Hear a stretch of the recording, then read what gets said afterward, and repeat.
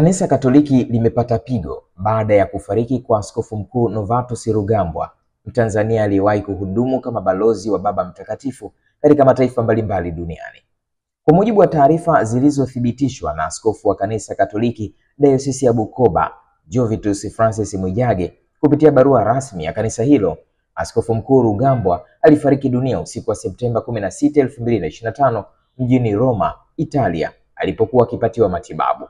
Hayati Rugambwa alizaliwa Oktoba 8 mwaka 1957 mkoani Kagera. Aliwekwa wakfu katika daraja takatifu au padri Julai 6 mwaka 1986 na Askofu Nestorius Timanywa wa Jimbo Katoliki Bukoba wakati huo.